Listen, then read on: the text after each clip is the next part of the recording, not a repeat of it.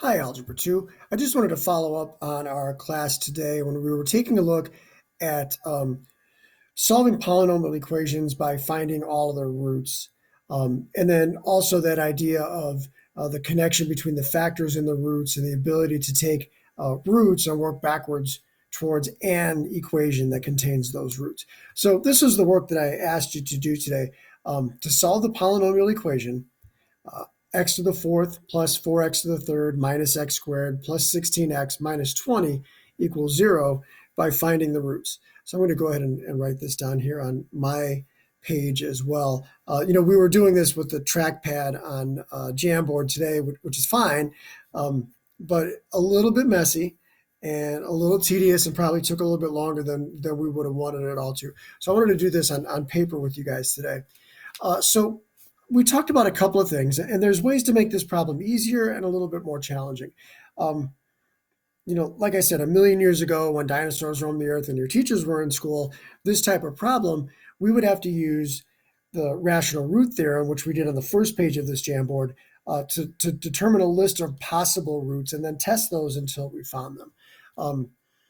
Occasionally, some of the work we've done so far, you've been given a factor and then asked to go from there. So the very first thing that we did is we determined that if we take P over Q, P being the constant and Q being the leading coefficient, we get negative 20 over 1.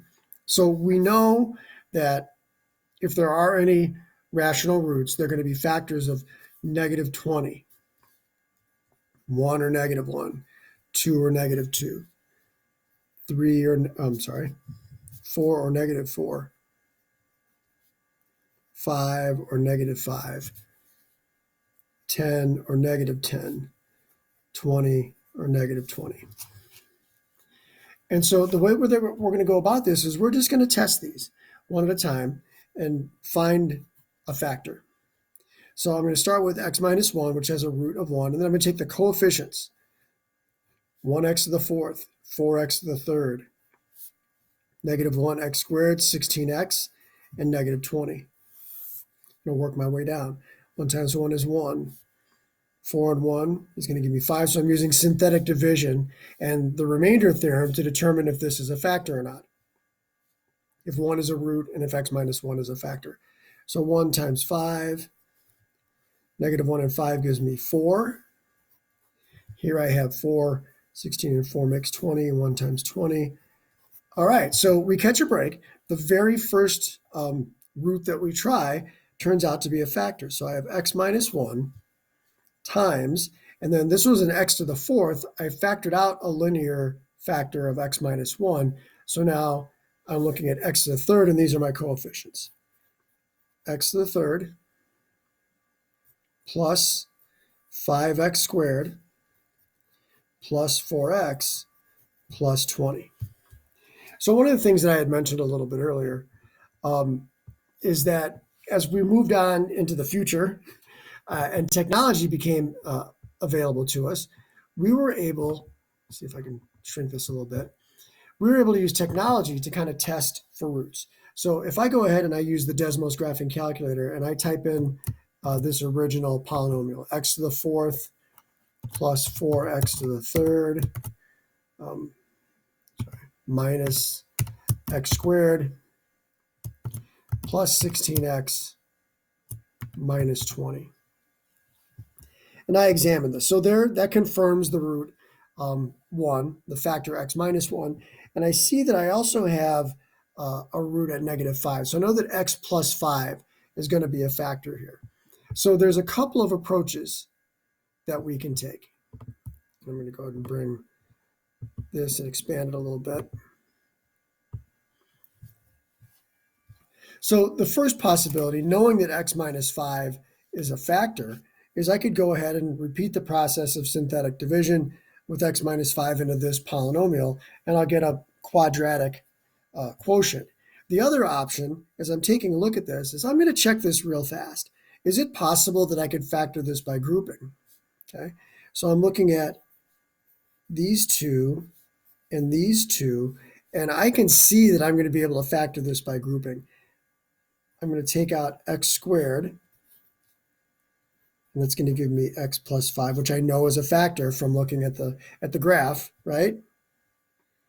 And then here, I can factor out a positive 4, and I'm left with x plus 5.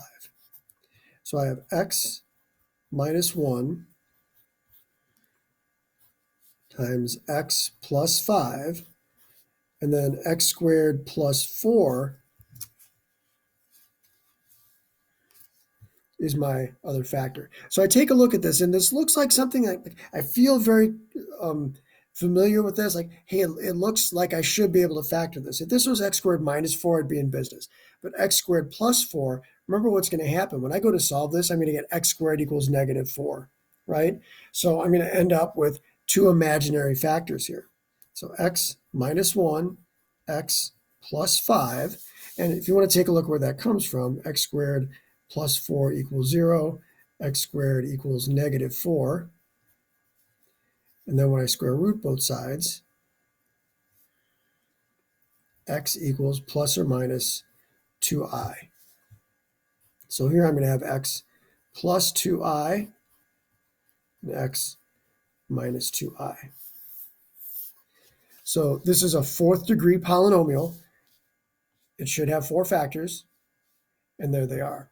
So one of the things that we know is that if I were given the roots, let's say 1, 5, and 2i, and asked to write a polynomial or the simplest polynomial that has these roots, one of the things I would have to remember is, oh yeah, these imaginary roots come in pairs. If I have positive 2i, I'm going to have negative 2i as well. So I would have to work that back in to my list of factors that I would go ahead and use. So I'm hopeful that this makes what we worked on today make a little bit more sense. Feel free to bring questions with you when we come back to class next time.